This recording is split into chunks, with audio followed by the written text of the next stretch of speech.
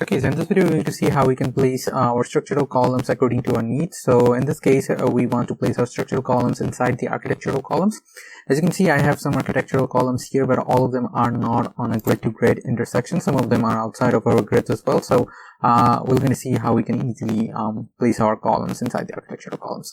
So we're just going to choose our structural columns, sort of the structural columns you want to choose, and then in the modify or place structural column tab, you can see that there are some options. You can either place the columns at grid, or you can choose to place the columns only at columns. So if I select this option and then I drag my mouse selection all over the place and let it go, then you'll see that the structural columns will only be placed inside the architectural columns and nowhere else, and that way we can place them really easily, very quickly.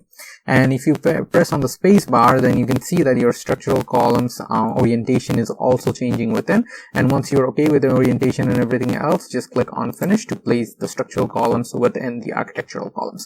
Now let's say that we don't have architectural columns all around, but we do have structural columns on every single grid to grid intersection.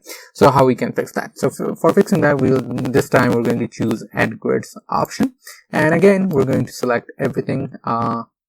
Okay, in this case I'll use the left drag selection.